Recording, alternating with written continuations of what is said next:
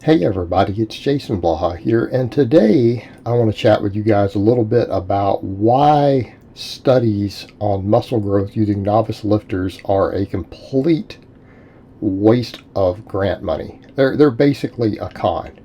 It's a con to just use grant dollars, and let's just call it what it is. Because realistically, we already know how to get people out of the novice phase. Okay, it's not hard, it's not complicated.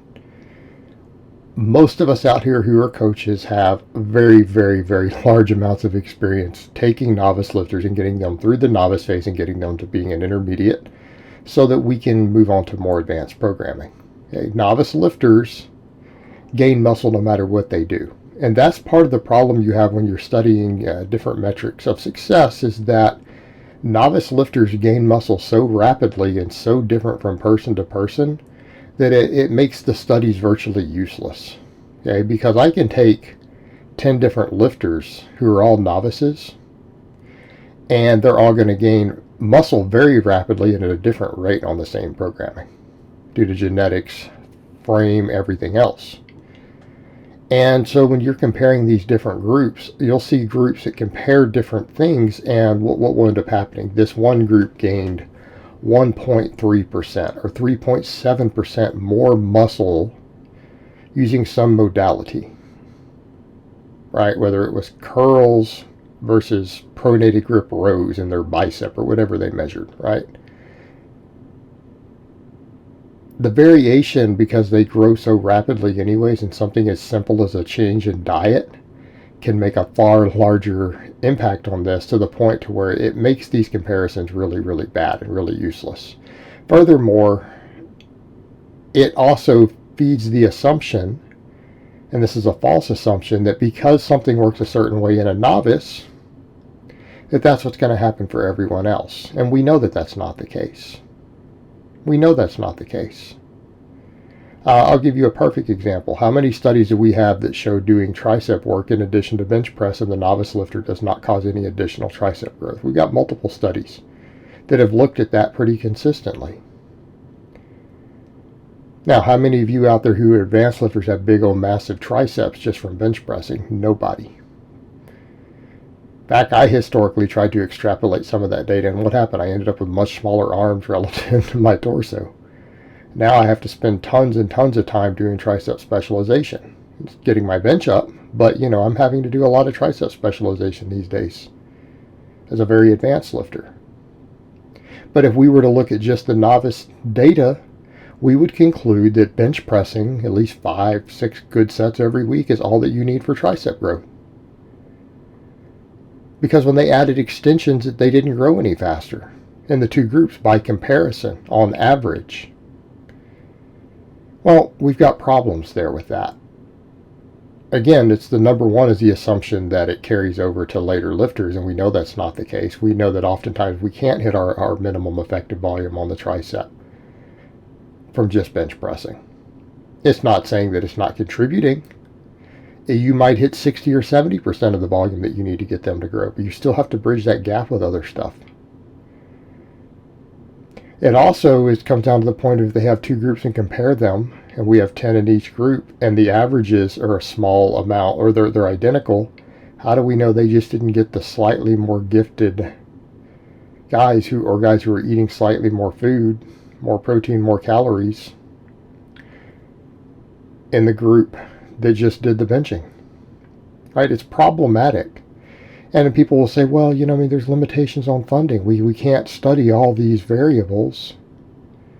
When we can't get groups of 500 people in each group with the sort of funding we get. Yeah, so in other words, you're doing studies that aren't useful.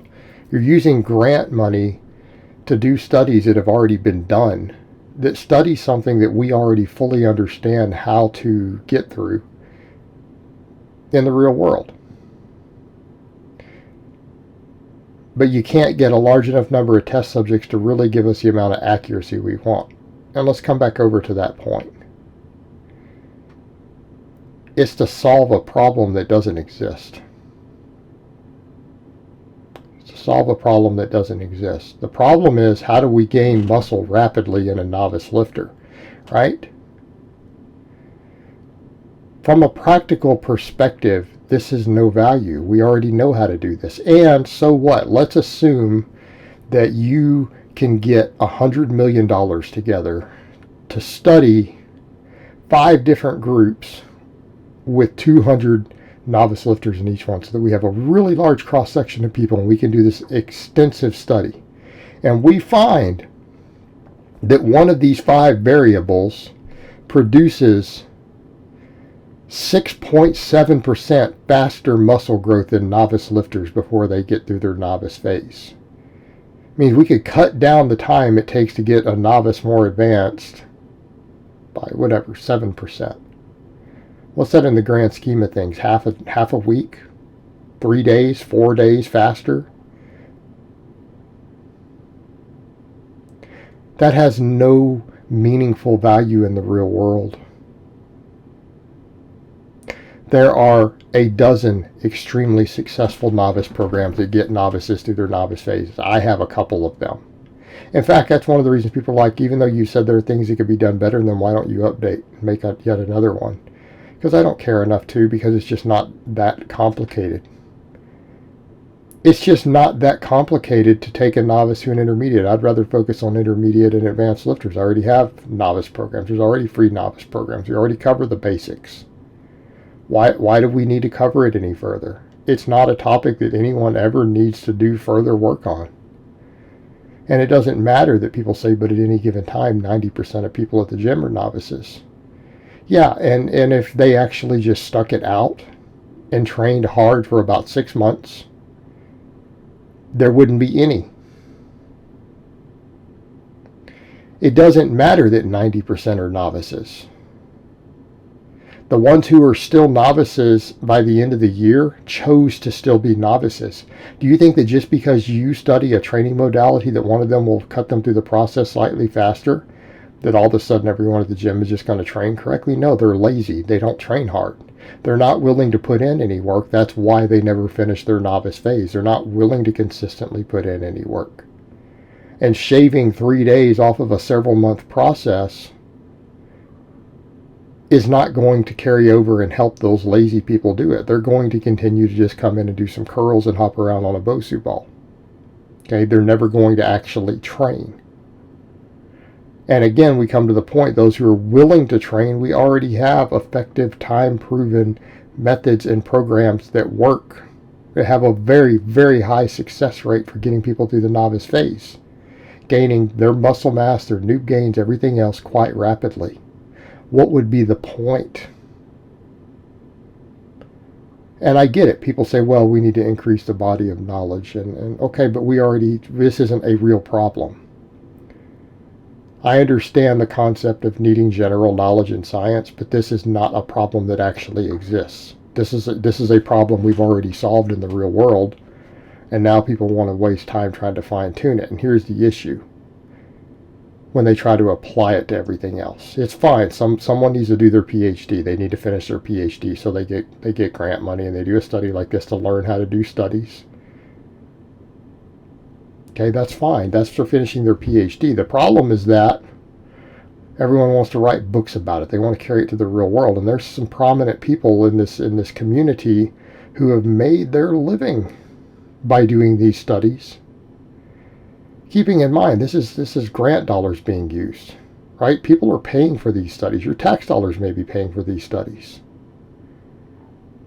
And people are acting like it's some great thing. Well, no, that's something that could have been put towards something more useful. Why don't we do more studies into more advanced training modalities that really work, and let's get better at sports and athleticism and everything. Let's do some studies into some of these really effective training methods.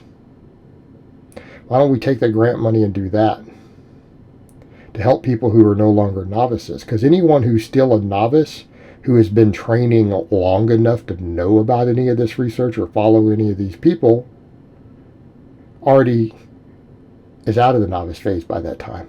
Or they're just really lazy and they don't train hard, and they don't care to train hard. They don't care to put in the work. So it's not really particularly practical. And that's rather my point here. It's not saying that, people shouldn't be getting their PhDs. Not saying people shouldn't be doing research, but there's a point where this is a problem that doesn't exist. It's not something that we need to figure out how to fine tune any further and waste large amounts of grant money doing, and then try to write books on it and pretend like we've learned something magical and new. Okay, we haven't. All right, guys, well, that's really all I have to say on that today. I hope it's been informative, and I will talk to you guys next time.